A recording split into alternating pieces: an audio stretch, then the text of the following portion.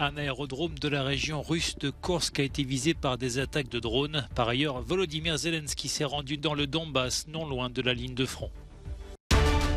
En Iran, des femmes osent se promener sans voile dans les rues, mais rien n'indique que la dissolution de la police des mœurs va améliorer leurs conditions.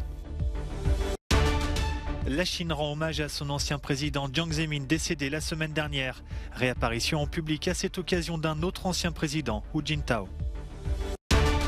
Plus d'énergie éolienne en mer et sur terre, une production solaire multipliée par 10. Dans ce journal, les enjeux de la future loi française sur les énergies renouvelables. La mort d'Alexandre Litvinenko, ancien agent du KGB empoisonné, raconté dans une série, le Kremlin continue de nier toute implication. De nouvelles attaques de drones sur le sol russe ont visé ce mardi un aérodrome de la région de Kursk, près de la frontière ukrainienne. Elles interviennent au lendemain de frappes similaires contre des bases aériennes russes, situées cette fois beaucoup plus loin de la frontière. Moscou a pointé la responsabilité de Kiev. Le gouverneur russe de la région de Kursk a pris la décision de prolonger de 15 jours le niveau élevé de menaces terroristes. Après l'incendie dans la zone de l'aérodrome de Kursk, ajoute-t-il, il a été décidé d'annuler les cours dans les 2 écoles de la ville. Ce mardi, le président ukrainien Volodymyr Zelensky a effectué une visite surprise à Sloviansk dans le Donbass, non loin de la ligne de front. Il a rendu hommage aux soldats ukrainiens.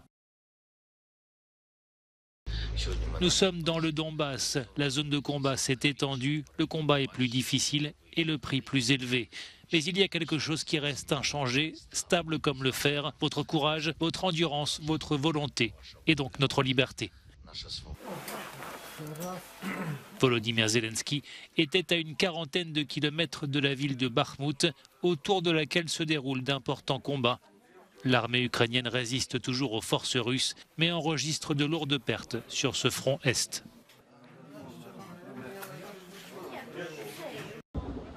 En Ukraine, depuis le début de l'invasion russe, les personnes âgées comptent parmi les premières victimes du conflit.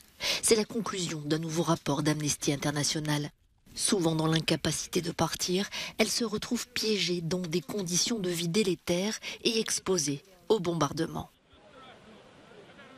Elles restent souvent dans des zones qui sont constamment attaquées par les Russes. Elles ne sont pas en mesure, comme d'autres parties de la population, de s'abriter dans des abris anti-bombes ou ailleurs. Et elles s'abritent donc souvent dans leurs appartements, ce qui les met face à un risque accru de décès et de blessures. Lorsqu'elles sont déplacées, elles ont du mal à accéder à un logement et vivent souvent dans la pauvreté. Elles ont des handicaps, ce qui est plus difficile pour trouver un logement. Les personnes âgées de 60 ans ou plus représentent près d'un quart de la population ukrainienne. Selon le Haut Commissariat des Nations Unies aux droits de l'homme, entre février et septembre 2022, les plus de 60 ans représentaient 34% des civils tués. Amnesty International appelle les autres pays à faciliter l'évacuation des personnes âgées et exhorte les organisations internationales à travailler avec les autorités ukrainiennes pour soutenir davantage financièrement les personnes âgées.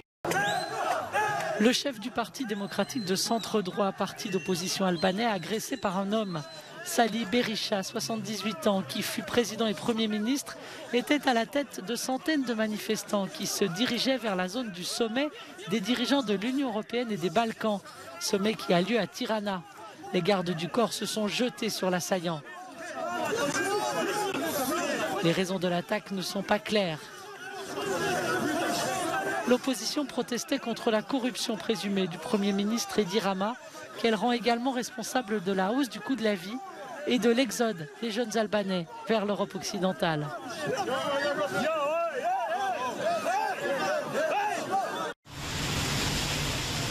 Des femmes sans voile dans les rues de Téhéran. C'est le résultat de la dissolution de la controversée police des mœurs en Iran. L'application stricte du code vestimentaire semble avoir été assouplie. Ces Iraniennes espèrent qu'il ne s'agit pas seulement d'un effet d'annonce pour mettre fin aux manifestations contre le régime. Pour moi, la police des mœurs n'a jamais eu de sens. J'espère qu'elle est vraiment abolie maintenant.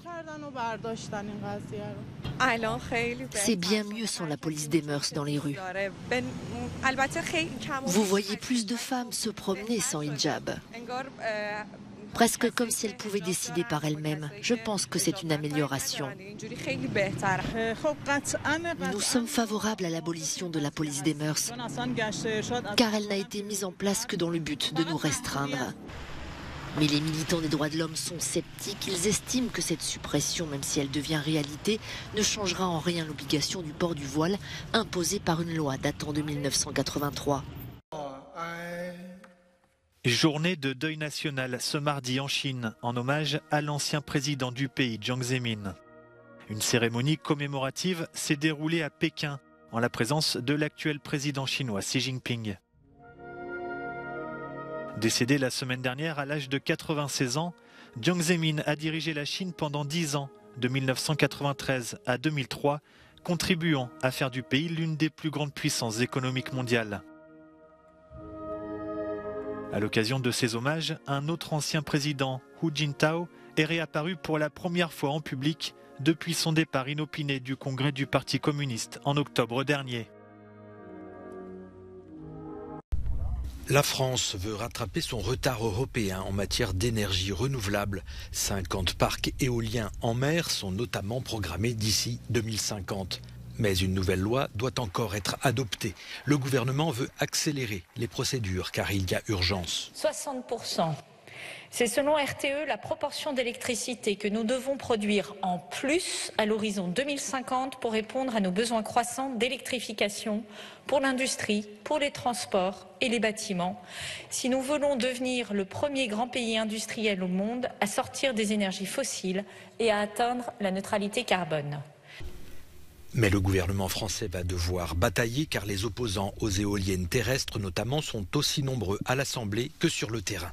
D'ici 2025, on doit doubler le nombre d'éoliennes en France. On en a 8 000, il en faut 16 000. Dans le département du Var, qui fait partie de la région sud, des 8 départements de la région sud, on a un déficit éolien et un déficit en photovoltaïque. Par conséquent, l'idée, c'est d'accélérer la mesure, mais de façon outrancière, sur des chantiers qui ne sont pas vertueux. Outre l'éolien, le gouvernement français veut aussi multiplier par 10 la production d'énergie solaire, comme ici en Grèce. Pressée par Bruxelles, la France n'a pas le choix. En 2020, elle était le seul pays de l'Union européenne à n'avoir pas respecté son calendrier de transition énergétique décarboné. Ailleurs en Europe, plusieurs pays ont des objectifs bien plus exigeants que la France en matière d'énergie renouvelable. La Suède veut atteindre 65% d'ici 2030, 55% au Danemark. Avec un objectif de 30% de renouvelables, la France se situe au même niveau que l'Allemagne et l'Italie. Mais d'autres pays ont des programmes encore moins ambitieux, comme à Malte, où seulement 11,5% de renouvelables sont programmés. En Nouvelle-Zélande, les émissions de gaz à effet de serre produites par le bétail pourraient bientôt faire l'objet d'une taxe. La proposition du gouvernement vise à contribuer à l'objectif de neutralité carbone d'ici 2050 et à la réduction des émissions de méthane de 10% d'ici 2030. Le secteur est responsable de plus de la moitié des émissions du pays. L'annonce a déclenché la colère des agriculteurs néo-zélandais qui craignent que leur activité soit menacée.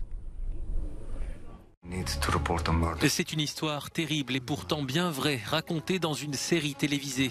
Celle d'Alexandre Litvinenko, cet ancien agent des services secrets russes, empoisonné en 2006 au polonium-210, substance très rare et difficile à détecter. Alexandre Litvinenko est tombé malade après sa rencontre avec 2 hommes russes dans un hôtel de Londres. Avant de mourir, l'ex-agent du KGB a accusé nommément Vladimir Poutine d'avoir commandité son assassinat.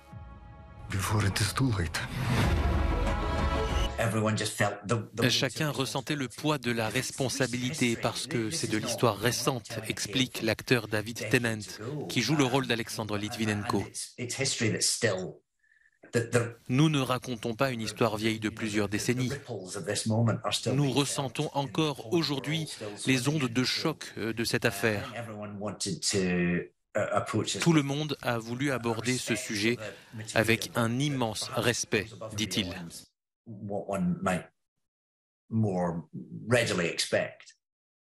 D'après une enquête britannique, la Russie serait responsable de la mort de Litvinenko, une conclusion confirmée par la Cour européenne des droits de l'homme en septembre 2021. Cette affaire avait provoqué une onde de choc en Occident, démontrant la détermination du Kremlin d'éliminer par tous les moyens les personnes considérées comme des ennemis d'État. to bring this case to justice. I'll give you my word.